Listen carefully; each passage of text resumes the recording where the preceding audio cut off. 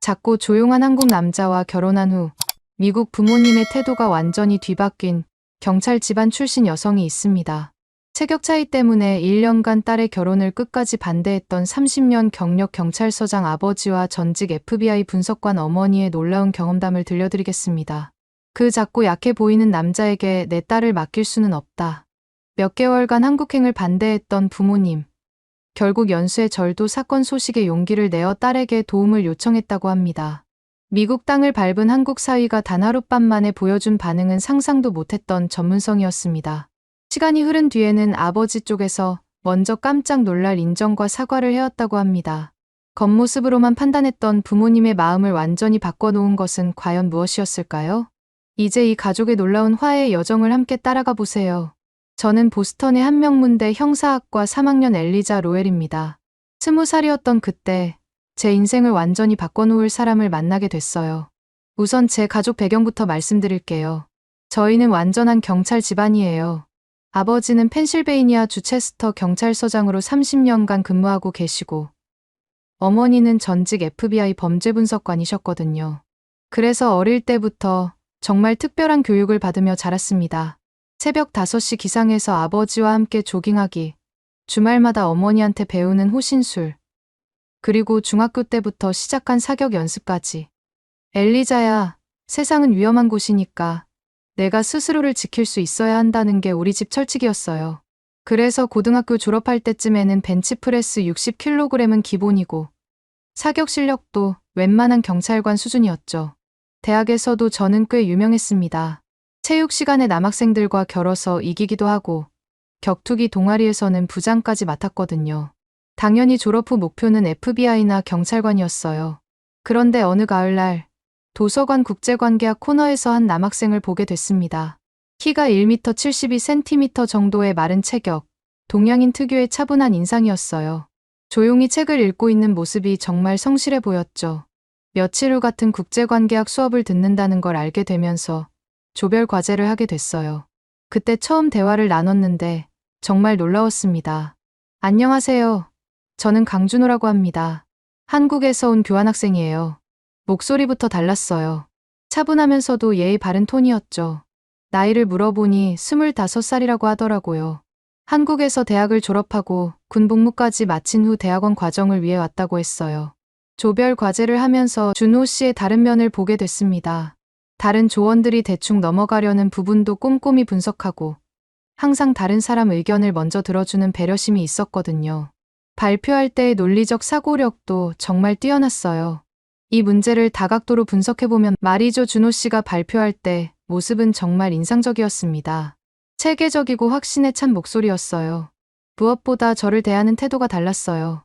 제 체격이나 강한 성격 때문에 대부분 남학생들이 위축되거나 어색해했는데 준호 씨는 너무나 자연스럽게 대해줬거든요. 엘리자 씨 의견이 정말 논리적이네요. 그 관점은 생각하지 못했습니다. 이런 말을 들을 때마다 마음이 따뜻해졌어요. 한 학기 동안 함께 공부하면서 점점 가까워졌습니다. 도서관에서 함께 공부하고 캠퍼스 카페에서 커피를 마시며 이야기를 나누는 시간이 늘어갔죠. 준호 씨가 들려주는 한국 이야기도 정말 흥미로웠어요. 한국은 5,000년 역사를 가진 나라예요. 빠른 속도로 발전하고 있고 문화도 정말 독특하죠. 그리고 무엇보다도 제 꿈을 진심으로 지지해줬어요. 엘리자 씨가 경찰관이 되시면 정말 멋있을 것 같아요.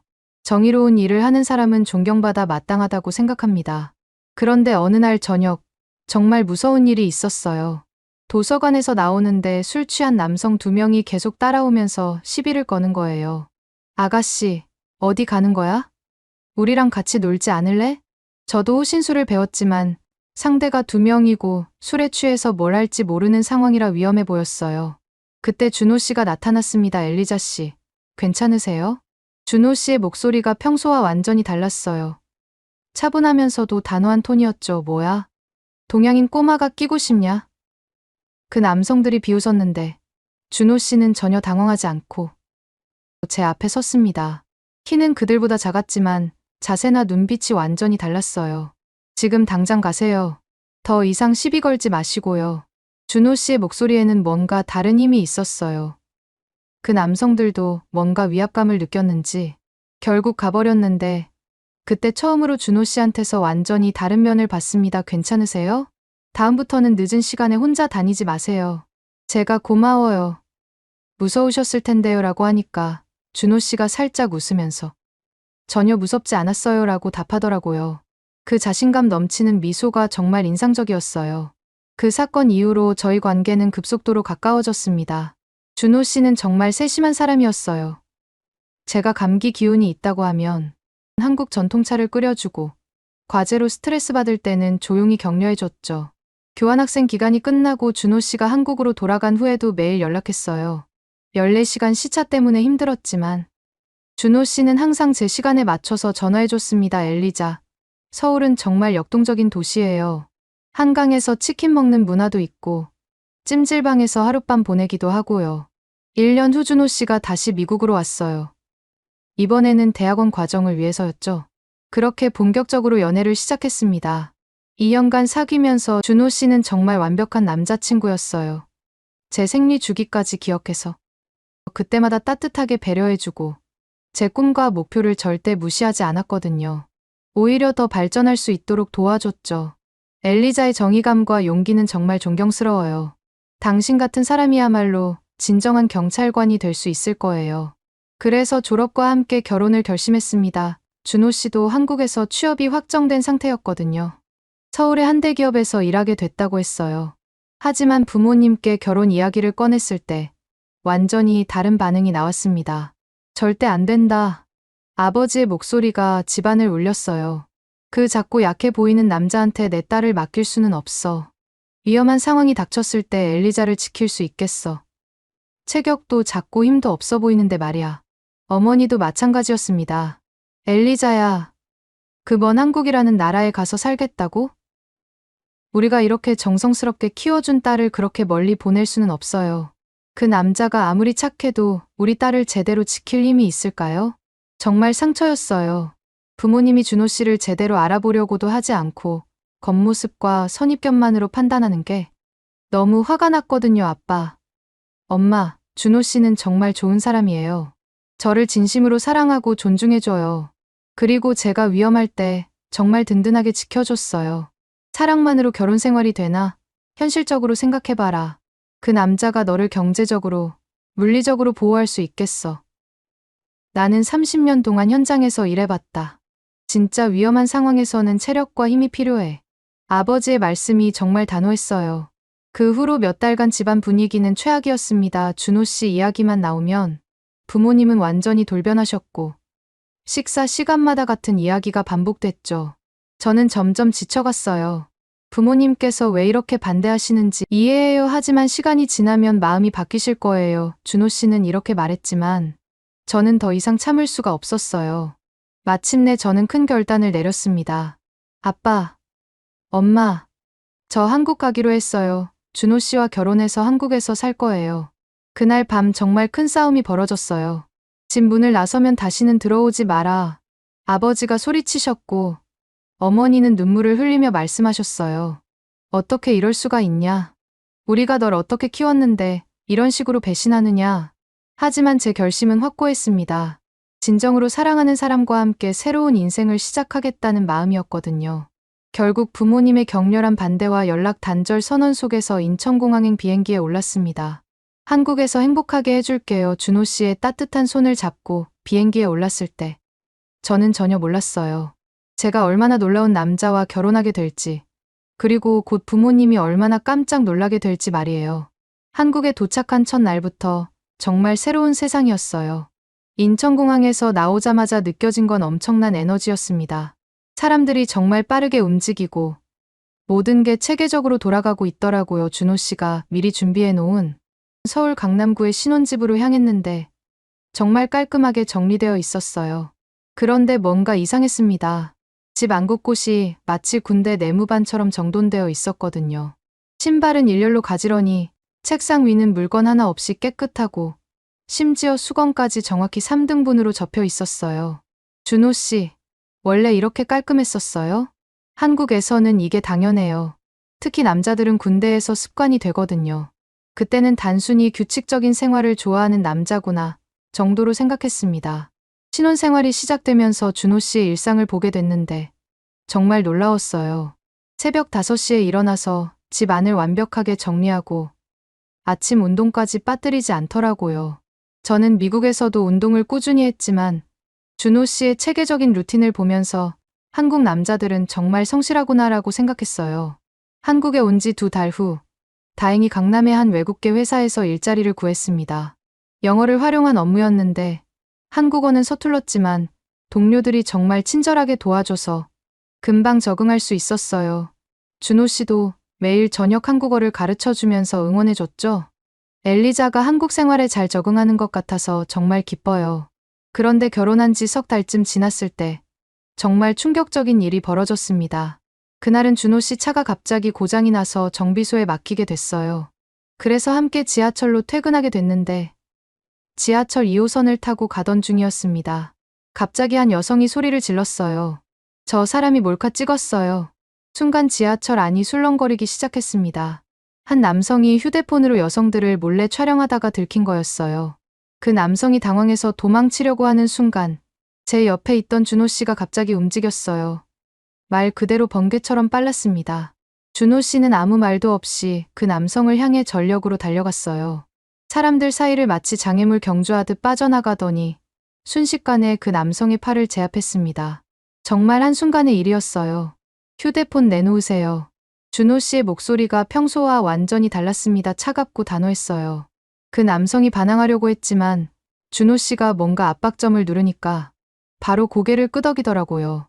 주변 사람들이 박수를 치고 지하철 경찰을 불렀는데 저는 그저 멍하니 서 있을 수밖에 없었어요. 제가 아는 준호 씨가 아니었거든요. 당신, 이런 거 자주 해본 것처럼 보이는데? 집에 돌아와서 물어봤더니 준호 씨가 살짝 웃으면서 답했어요. 군대에서 배운 건데 몸이 먼저 반응하네요. 그때부터 뭔가 이상하다는 생각이 들기 시작했습니다. 그리고 2주일 후 더 놀라운 일이 벌어졌어요.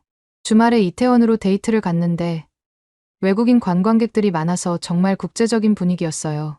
맛있는 음식도 먹고 쇼핑도 하면서 즐거운 시간을 보내고 있었는데 갑자기 술에 취한 외국인 무리 3명이 저희한테 시비를 걸기 시작했어요. 이쁜 아가씨, 저 작은 동양 남자 말고 우리랑 놀지 않을래? 정말 기분 나빴습니다. 저도 대응하려고 했는데 준호 씨가 제 앞에 섰어요. 죄송하지만 우리끼리 있고 싶습니다.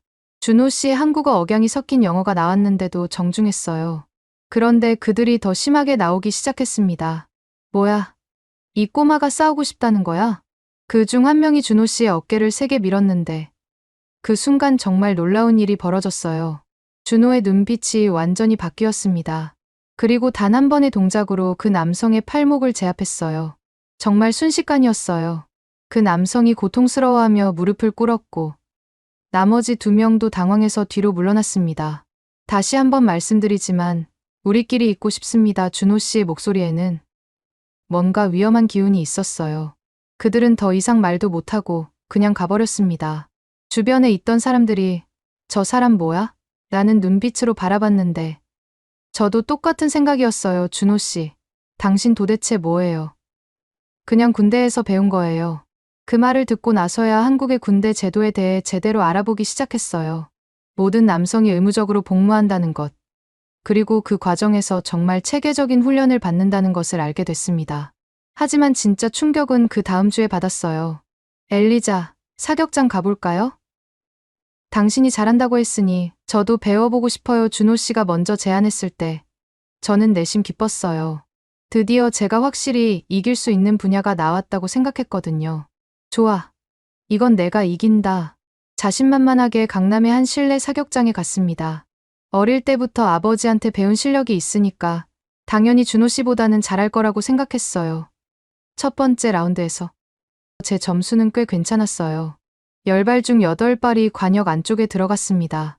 그런데 준호 씨의 차례가 됐는데 탄착군이 한 점에 모여 있었어요. 정말 믿을 수 없었습니다. 10발 모두 정중앙에 거의 한 점으로 모여 있었거든요.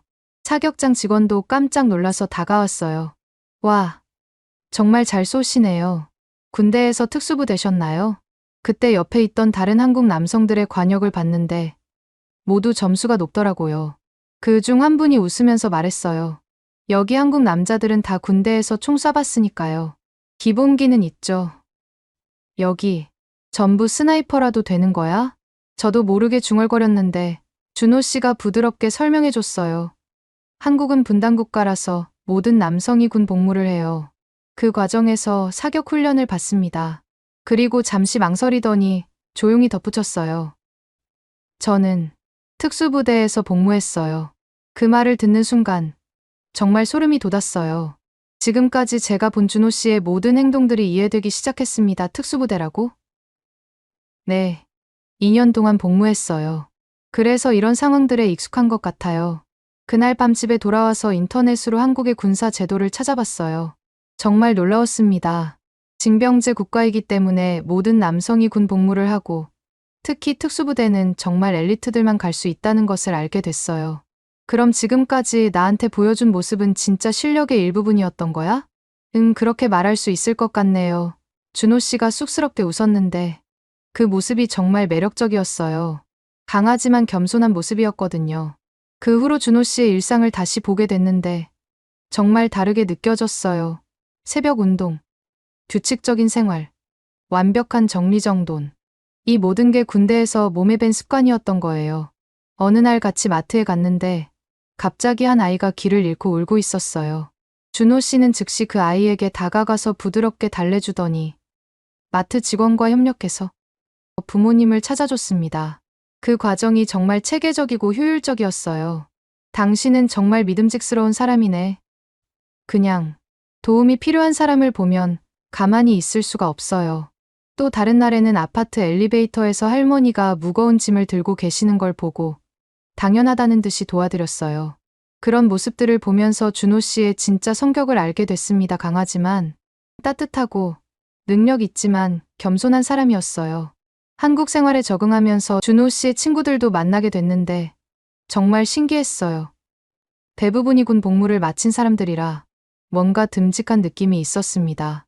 그리고 서로를 챙기는 문화도 정말 인상적이었어요. 엘리자 누나, 준호 형 정말 좋은 사람이에요.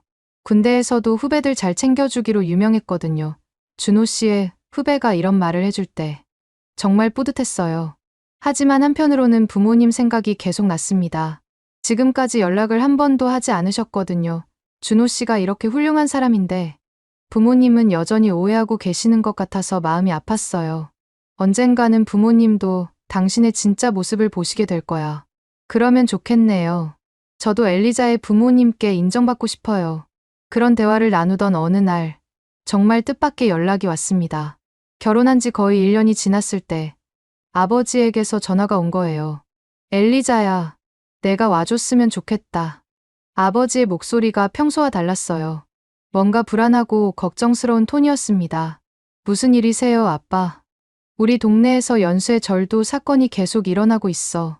그리고 며칠 전부터 의문의 인물이 밤마다 우리 집 주변을 서성이고 있다고 이웃들이 신고했어. 엘리자야, 너만 와라. 혼자 와. 아버지의 목소리가 단호했어요. 준호 씨는 절대 오지 말라는 뜻이 분명했습니다. 정말 놀라운 일이었어요. 그동안 연락을 끊다시피 했던 아버지가 먼저 연락을 주신 거였거든요. 알겠어요. 혼자 갈게요. 전화를 끊고 나서 준호 씨에게 상황을 설명했는데 준호 씨의 표정이 어두워졌어요. 아버님이 저는 오지 말라고 하셨군요. 미안해, 아직 마음이 안 풀리신 것 같아. 그런데 준호 씨가 고개를 저었어요. 아니에요. 같이 가야 해요. 위험할 수도 있으니까. 하지만 부모님이 당신을 오지 말라고 하셨는데. 그래도 가족이잖아요. 그리고 이런 상황에서는 혼자 가면 안 돼요. 그렇게 해서 1년 만에 고향으로 향하는 비행기에 올랐습니다. 과연 부모님이 어떤 상황인지, 그리고 이번 일이 어떻게 해결될지 정말 궁금했어요. 비행기 안에서 준호 씨를 보니까 뭔가 다른 모드로 바뀐 것 같았어요. 평소보다 더 집중하고 있었고 뭔가를 계획하고 있는 것 같았습니다. 무슨 생각해? 아무것도 아니에요. 그냥 안전하게 해결됐으면 좋겠어요. 그런데 그때는 몰랐어요. 이번 일이 우리 가족의 모든 관계를 완전히 바꿔놓을 거라는 걸 말이에요. 필라델피아 공항에 도착했을 때 정말 오랜만에 맡는 고향 냄새가 났어요. 1년 만에 돌아온 고향이었지만 마음은 편하지 않았습니다. 준호 씨는 약속과 달리 저와 함께 공항에서 나왔어요. 정말 같이 가도 될까? 네. 이런 상황에서는 혼자 두면 안 돼요. 택시를 타고 집으로 향하면서 준호 씨가 제 손을 꼭 잡아줬는데 그때 정말 든든함을 느꼈습니다. 집에 도착하니까 부모님이 현관 앞에서 기다리고 계셨어요. 1년 만에 본 아버지와 어머니의 모습이 조금 수척해 보였고 특히 아버지는 평소보다 긴장한 표정이셨습니다. 그런데 준호 씨를 보시는 순간 표정이 굳어지셨어요. 엘리자야, 혼자 오라고 했는데 죄송합니다. 상황이 위험할 수도 있어서 같이 왔습니다. 준호 씨가 정중하게 인사드렸지만 아버지의 반응은 차갑했어요. 들어오세요. 어머니가 어색하게 말씀하시면서 저희를 집 안으로 안내하셨습니다. 분위기가 정말 냉랭했어요. 거실에 앉아서 아버지가 상황을 설명해 주셨어요. 지난 한 달 동안 이 동네에서 5건의 절도 사건이 발생했고 특히 최근 사흘 동안은 밤마다 의문의 인물이 우리 집 주변을 서성이고 있다는 거였습니다. 경찰서에도 신고했지만 명확한 증거가 없어서 순찰만 강화한 상태야. 그런데 어젯밤에는 뒷마당 쪽에서 이상한 소리가 났어. 어머니도 걱정스러운 표정으로 덧붙이셨어요. 이웃 할머니 말로는 검은 옷을 입은 남성이 우리 집 담장 근처를 계속 왔다 갔다 한다고 하더라고요. 정말 무서워서 잠도 제대로 못 자고 있어요. 준호 씨가 조심스럽게 물어봤어요. 혹시 침입 경로나 패턴 같은 건 파악하셨나요? 아버지가 준호 씨를 쳐다보시더니 대답하셨습니다. 뒷문 쪽이 가장 취약해 보여 담장도 낮고 가로등도 어두워서 보안 시스템은 어떻게 되어 있으세요? 기본적인 도어락과 창문 잠금 장치 정도야. 준호 씨가 고개를 끄덕이면서 뭔가 생각하는 표정이었어요. 그런 모습을 본 아버지가 조금 의외라는 듯 바라보셨습니다. 저녁 식사는 정말 어색했어요. 부모님은 준호 씨를 의식하시면서 대화를 최소한으로 하려고 하시는 게 느껴졌습니다. 준호 씨도 눈치채고 조용히 식사만 하고 계셨어요. 한국 생활은 어때? 어머니가 저에게만 물어보셨어요. 괜찮아요. 적응하고 있어요. 음식은 잘 맞니? 네. 한국 음식도 맛있고. 이런 식으로 저하고만 대화하시면서 준호 씨는 완전히 배제하시는 분위기였습니다. 정말 마음이 아팠어요. 그런데 준호 씨가 설거지를 도와주겠다고 하자 어머니가 조금 당황하셨어요. 아, 괜찮아요. 손님이 아닙니다. 도와드리고 싶어요. 준호 씨가 자연스럽게 설거지를 도와드리는 모습을 보시면서 어머니의 표정이 조금씩 누그러지는 게 느껴졌어요. 밤이 되자 아버지가 말씀하셨어요.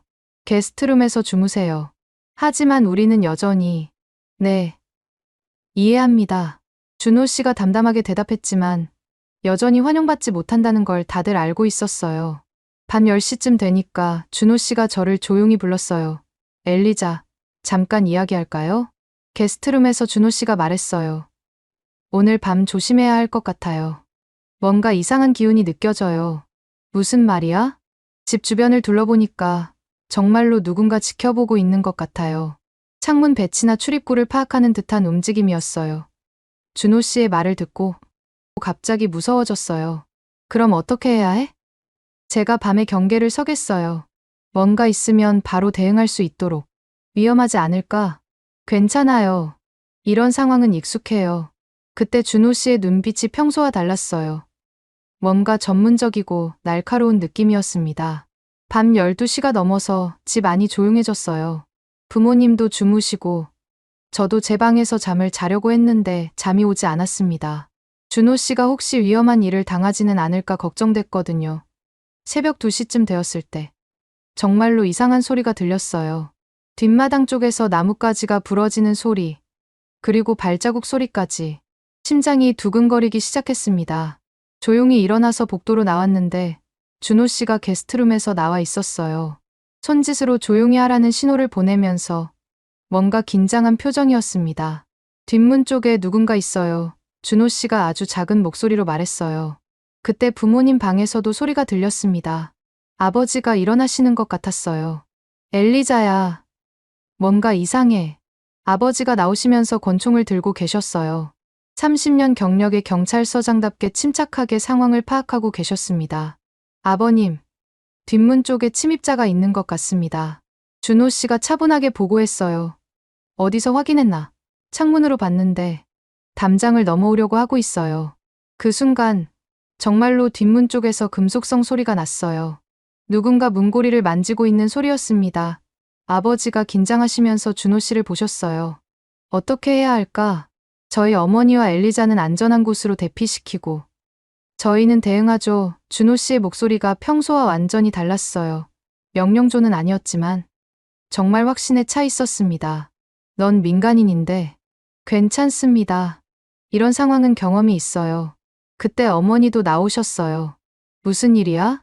어머니, 엘리자와 함께 안쪽 방으로 가세요. 준호 씨가 정중하면서도 단호하게 말했어요. 넌 누구길래? 어머니가 당황하시는 순간 뒷문에서 더 큰 소리가 났습니다. 누군가 문을 강제로 열려고 하는 소리였어요. 지금 들어오고 있어요. 준호 씨가 아버지에게 말했어요. 아버님은 앞쪽을 막아주시고 저는 뒤쪽으로 가겠습니다. 혼자 가기엔 위험해. 괜찮습니다. 제가 먼저 확인하고 신호 드릴게요. 준호 씨가 정말 전문적으로 상황을 분석하고 있었어요. 그 모습을 본 아버지가 잠깐 멈칫하셨습니다. 그런데 그 순간 뒷문이 열리는 소리가 났어요. 정말로 누군가 침입한 거였습니다. 준호 씨가 즉시 움직였어요. 정말 빠르고 조용하게 뒷문 쪽으로 향했습니다. 그 모습이 마치 고양이처럼 민첩했어요. 몇 초 후 뒷문 쪽에서 소란스러운 소리가 났습니다. 뭔가 부딪히는 소리, 그리고 짧은 비명 소리까지, 으악. 그리고 곧이어 준호 씨의 차분한 목소리가 들렸어요. 제압 완료했습니다. 경찰서에 신고해주세요. 아버지와 저, 그리고 어머니가 뒷문 쪽으로 가보니까 정말 믿을 수 없는 광경이 펼쳐져 있었습니다. 검은 옷을 입은 남성이 바닥에 엎드려 있고 준호 씨가 그의 팔을 뒤로 제압한 채 무릎으로 누르고 있었어요. 준호 씨. 제가 놀라서 외치니까 준호 씨가 저를 보고 살짝 미소를 지었어요. 괜찮으세요? 다치신 곳은 없으시죠? 아버지와 어머니는 완전히 멍한 표정으로 서 계셨습니다. 특히 아버지는 입을 다물지 못하고 계셨어요. 이 사람이 뒷문으로 들어오려고 했어요. 돈가방하고 도구들을 가지고 있었습니다. 준호 씨가 침입자 옆에 있던 가방을 가리키면서 설명했어요. 정말로 절도용 도구들이 들어 있었습니다. 어떻게 이렇게 빨리? 아버지가 당황하시면서 물어보셨어요. 군대에서 배운 걸 활용했습니다. 준호 씨의 대답을 들은 순간 아버지의 표정이 바뀌기 시작했어요. 아버지가 급히 경찰서에 신고 전화를 걸었고 10분 후에 순찰차가 도착했어요. 제가 깜짝 놀란 건 준호 씨의 대응이었습니다. 경찰관들이 와서 상황을 파악할 때 준호 씨는 정말 체계적으로 설명했어요. 침입 경로, 제압 과정, 증거물 위치까지 완벽했습니다. 이분이 전문가세요? 정말 깔끔하게 처리하셨네요. 경찰관이 감탄하면서 묻더라고요. 한국에서 군 복무를 했습니다. 준호 씨의 대답을 들은 아버지의 표정이 점점 더 놀라워지고 있었어요. 침입자가 연행되고 나서 집 안은 정말 조용해졌습니다. 아버지가 준호 씨를 자세히 보시더니 조심스럽게 물어보셨어요. 자네는 도대체 정체가 뭔가? 그때 제가 조용히 답했어요. 특수부대 출신이에요. 아버지의 눈이 커졌습니다. 어머니도 놀란 표정으로 준호 씨를 바라보셨어요. 특수부대라고? 네. 한국에서 특수부대에서 군복무를 마쳤습니다. 그래서 이런 상황에 대처할 수 있었어요. 준호 씨가 겸손하게 설명했지만 방금 전의 행동은 정말 프로페셔널했어요.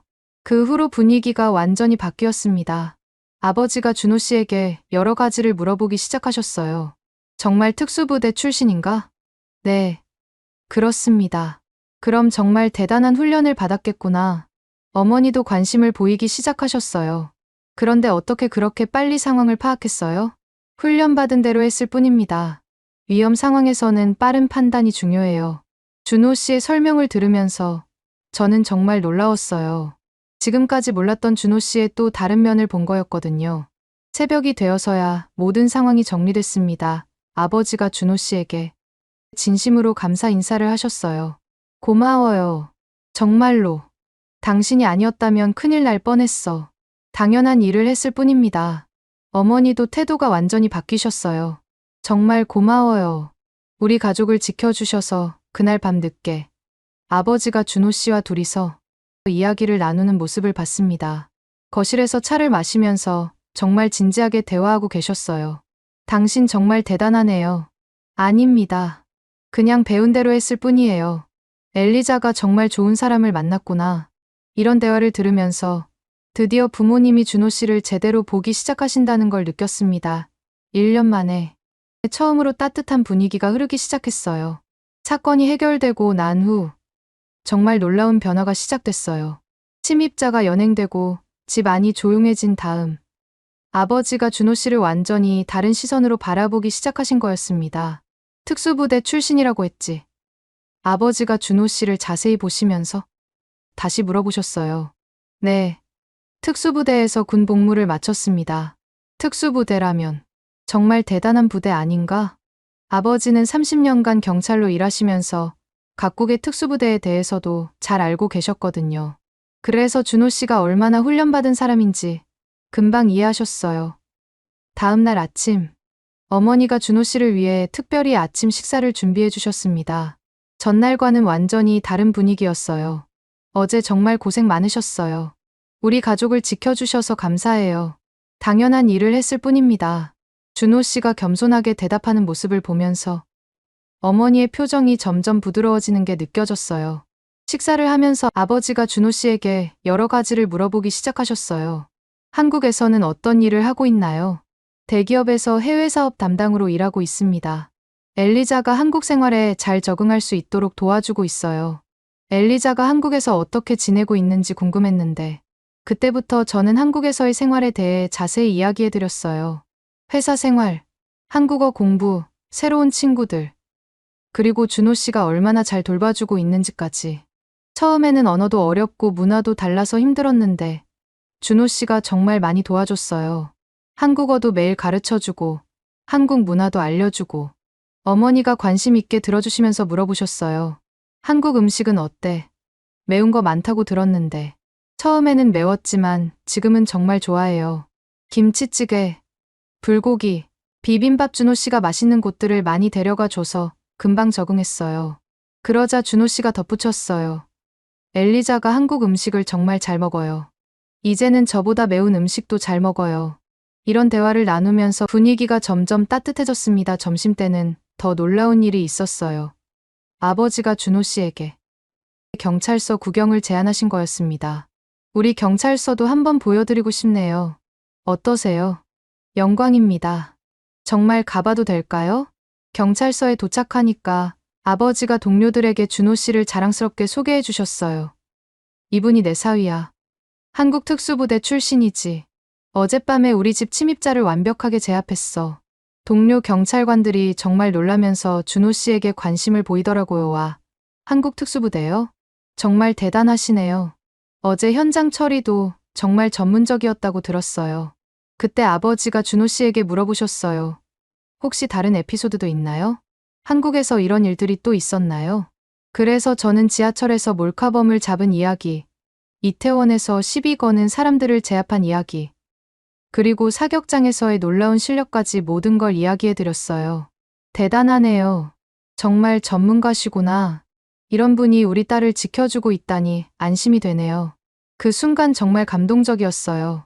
1년 전까지만 해도 준호 씨를 반대하시던 아버지가 이제는 자랑스러워하고 계시는 거였거든요. 저녁에 집으로 돌아와서는 어머니가 특별한 저녁을 준비해 주셨습니다. 준호 씨가 좋아할 만한 음식들로 정성스럽게 차려주셨어요. 한국에는 이런 음식도 있나요? 어머니가 준호 씨에게 미국 음식에 대해 물어보시면서 한국 음식에 대해서도 궁금해하셨어요. 한국 음식 중에서 가장 좋아하는 게 뭐예요? 김치찌개를 정말 좋아해요. 그리고 삼겹살도 맛있고. 엘리자가 한국 음식을 배우고 있어서 가끔 집에서도 만들어 먹어요. 엘리자가 한국 음식을 만든다고요? 어머니가 놀라시면서 저를 보셨어요. 네, 준호 씨가 가르쳐줘서 김치볶음밥이나 간단한 요리는 할 수 있어요. 정말 대단하네요. 우리 딸이 그런 것까지 배우고 있다니.